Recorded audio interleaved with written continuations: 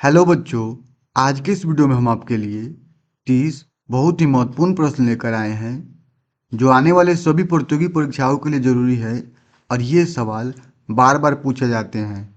तो चलिए शुरू करते हैं। पहला सवाल है, वैदिक काल में पुरोहित किसे कहते थे? सही उत्तर हो जाएगा ऑप्शन नंबर डी, यज्ञ कराने वाले को। Option number D is the right answer, यज्ञ कराने वाला। वैदिक काल में पुरोहित यज्ञ कराने वाले को कहा जाता था।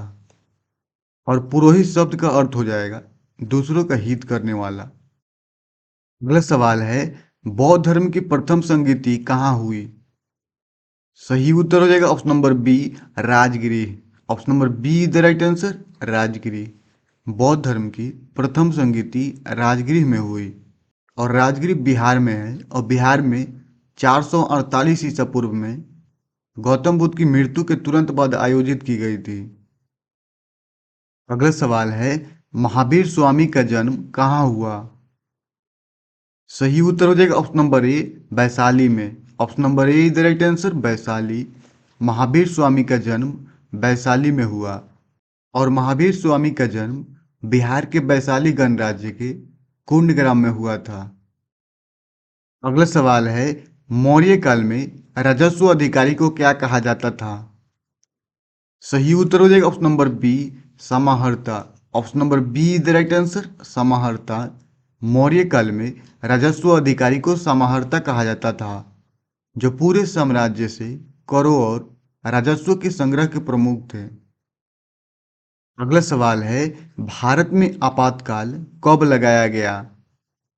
सही उत्तर हो जाएगा ऑप्शन नंबर सी, 1975 में। Option number C the right answer, 1975। Bharat में आपातकाल 1975 में लगाया गया। वैसे तो आपातकाल भारत में 3 बार लगाया गया। तो चलिए इंपॉर्टेंट पॉइंट्स देख लेते हैं। पहली बार 1962 में लगाया गया और दूसरी बार 1971 में और तीसरी बार 1975 में लगाया गया। पहली बार 1962 में भारत चीन युद्ध के दौरान लगाया गया और दूसरी बार 1971 में भारत पाकिस्तान युद्ध के कारण और तीसरी बार 1975 में प्रधानमंत्री इंदिरा गांधी द्वारा लगाया गया आंतरिक अशांति के कारण। अगला सवाल है, विजयनगर साम्राज्य का सबसे प्रसिद्ध शासक कौन था? सही उत्तर हो जाएगा option number C, Krishnadevaraya. Option number C is the right answer, Krishnadevaraya. Vijayanagara साम्राज्य का सबसे प्रसिद्ध शासक कृष्णदेवराय था, जिन्होंने 1509 से लेकर 1529 तक शासन किया। और कृष्णदेवराय को बाबर ने भी अपने समय का सबसे महान हिंदू शासक बताया था। अगला सवाल है, मुगल साम्राज्य का सबसे लंबा शासन किसका था? सही उत्तर हो जाएगा ऑप्शन नंबर बी, औरंगजेब का। Option number B is the right answer, Aurangzeb. Mughal साम्राज्य का सबसे लंबा शासन औरंगजेब का था और औरंगजेब छठा मुगल सम्राट था। उसका शासनकाल 1658 से लेकर 1707 तक चला। अगला सवाल है, मराठा साम्राज्य की राजधानी क्या थी? सही उत्तर हो जाए option number C, Raigad. Option number C the right answer, Raigad. Maratha साम्राज्य की राजधानी रायगढ़ थी। मराठा साम्राज्य की कई राजधानियां थी, लेकिन रायगढ़ छत्रपति शिवाजी महाराज द्वारा स्थापित मुख्य और सबसे महत्वपूर्ण राजधानी थी। अगला सवाल है, शिवाजी का राज्याभिषेक कहाँ हुआ? सही उत्तर है ऑप्शन नंबर बी, रायगढ़ में। Option number B is the right answer, Raigarh.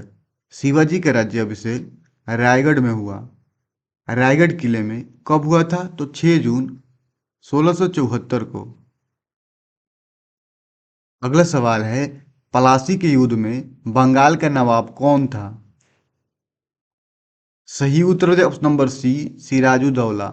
Option number C the right answer, Sirajuddaulah. Plassey के युद्ध में बंगाल का नवाब सिराजुद्दौला था और सिराजुद्दौला बंगाल के तत्कालीन नवाब था, जिसकी हार ब्रिटिश इंडिया कंपनी और रॉबर्ट क्लाइव के हाथों हुई। अगला सवाल है, बक्सर के युद्ध के बाद कौन सा समझौता हुआ? बक्सर का युद्ध 1764 में हुआ था, 1764। और उसके बाद कौन सा समझौता हुआ था? तो इलाहाबाद की संधि हुई थी। Option number A is the right answer, Allahabad की संधि। और इलाहाबाद की संधि कब हुई थी? तो 1765 में। अगला सवाल है, अंग्रेजों ने भारत में सबसे पहले किस क्षेत्र पर अधिकार किया? सही उत्तर हो जाएगा ऑप्शन नंबर ए, बंगाल पर। Option number A is the right answer, Bengal. अंग्रेजों ने भारत में सबसे पहले बंगाल पर अधिकार किया। इंपॉर्टेंट पॉइंट्स देख लेते हैं। इंपॉर्टेंट पॉइंट्स हैं, इन्होंने भारत में बंगाल से अपनी सत्ता की नींव रखी। हालांकि इनकी शुरुआत सूरत से हुई थी। अंग्रेज 1608 में सूरत, जो कि गुजरात में पड़ता है, वहां पे आए, लेकिन यह केवल व्यापारिक था।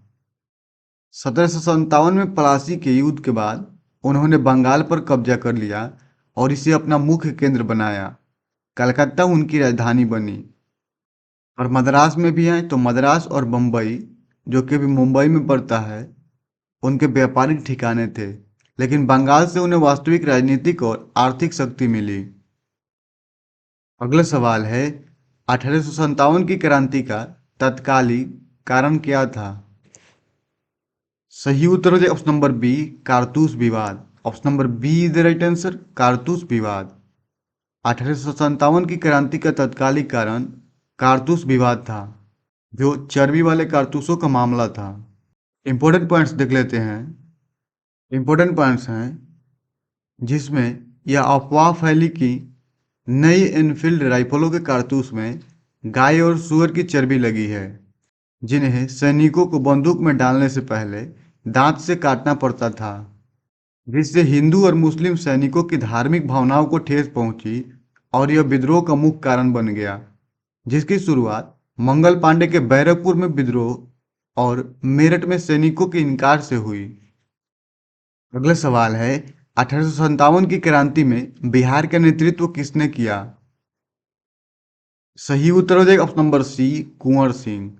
Option number C is the right answer, Kunwar Singh. 1857 की क्रांति में बिहार का नेतृत्व कुंवर सिंह ने किया, जो जगदीशपुर के एक वृद्ध राजपूत जमींदार थे। उन्होंने दानापुर के सैनिकों के साथ मिलकर आरा पर कब्जा किया। अगला सवाल है, आर्य समाज का मुख्य उद्देश्य क्या था? सही उत्तर हो जाए ऑप्शन नंबर बी, वेदों की ओर लौटना। Option number B is the right answer, वेदों की ओर लौटना। आर्य समाज का मुख्य उद्देश्य वेदों की ओर लौटना था। और आर्य समाज के संस्थापक दयानंद सरस्वती हैं। उन्होंने ही नारा दिया, वेदों की ओर लौटो। अगला सवाल है, स्वामी विवेकानंद ने किस धर्म संसद में भाषण दिया? सही उत्तर हो जाए ऑप्शन नंबर सी, शिकागो में। Option number C the right answer, Chicago. Swami Vivekananda ने शिकागो में धर्म संसद में भाषण दिया। अगला सवाल है, मुस्लिम लीग की स्थापना कब हुई? सही उत्तर हो जाए ऑप्शन नंबर बी, 1906 में। Option number be the right answer, 1906। Muslim league की स्थापना 1906 में हुई, 30 दिसंबर 1906। कहाँ पे हुई थी? तो ढाका में, जो कि अब बांग्लादेश की राजधानी है, उसमें हुई। अगला सवाल है, गांधी जी दक्षिण अफ्रीका से भारत कब लौटे? सही उत्तर हो जाए ऑप्शन नंबर सी, 1915 में। Option number C the right answer, 1915। Gandhi ji दक्षिण अफ्रीका से भारत 1915 में लौटे, 9 जनवरी 1915 को। उनके इस ऐतिहासिक आगमन की याद में हर साल प्रवासी भारतीय दिवस के रूप में मनाया जाता है। अगला सवाल है, खेरा सत्याग्रह किससे संबंधित था? सही उत्तर हो जाएगा ऑप्शन नंबर बी, किसान से। Option number B is the right answer, किसान। खेरा सत्याग्रह किसानों से संबंधित था। चलिए इसके इंपॉर्टेंट पॉइंट्स को देख लेते हैं। इंपॉर्टेंट पॉइंट्स हैं, अकाल और फसल खराब होने के बावजूद ब्रिटिश सरकार द्वारा लगाए गए अन्यायपूर्ण करों के खिलाफ चलाया गया एक अहिंसक आंदोलन था। ब्रिटिश सरकार ने किसानों को करों से छूट देने से इनकार कर दिया, जबकि अकाल संहिता के तहत छूट मिलनी चाहिए थी। महात्मा गांधी ने इस आंदोलन का नेतृत्व किया, जिसमें सरदार वल्लभ भाई पटेल और अन्य नेताओं ने महत्वपूर्ण भूमिका निभाई। आंदोलन सफल रहा और ब्रिटिश सरकार ने करों में कमी की और केवल सक्षम किसानों से ही कर वसूलने का फैसला किया। जिससे किसानों को तत्कालीन राहत मिली। अगला सवाल है, भारत छोड़ो आंदोलन का प्रस्ताव कहाँ पारित हुआ? सही उत्तर हो ऑप्शन नंबर बी, बम्बई में। Option number B is the right answer, Bombay. Bharat छोड़ो आंदोलन का प्रस्ताव बम्बई में पारित हुआ। और कब हुआ? तो 8 अगस्त 1942 को हुआ। और बम्बई के ग्वालियर टैंक मैदान में गांधी जी ने करो या मरो का नारा दिया था। और इसी आंदोलन के वक्त, भारत छोड़ो आंदोलन के वक्त, गांधी जी ने करो या मरो का नारा दिया था।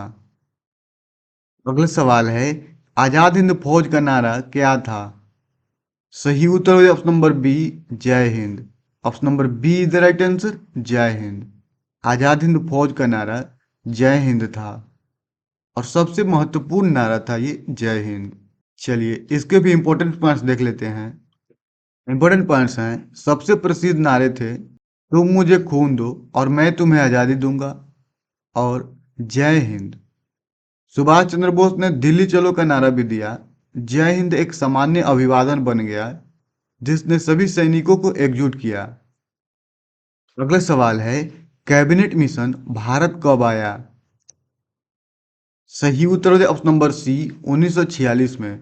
Option number C the right answer, 1946। Cabinet mission Bharat 1946 में आया। अगला सवाल है, भारत की विभाजन की योजना किसने बनाई? सही उत्तर हो ऑप्शन नंबर सी, माउंटबेटन ने। Option number C the right answer, Lord Mountbatten. Bharat के विभाजन की योजना लॉर्ड माउंटबेटन ने बनाई। चलिए इसके भी इंपॉर्टेंट पॉइंट्स को देख लेते हैं।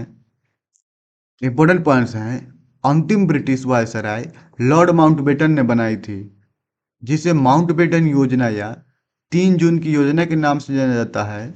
और इसका मुख्य उद्देश्य ब्रिटिश भारत को हिंदू बहुल भारत और मुस्लिम बहुल पाकिस्तान में विभाजित करना।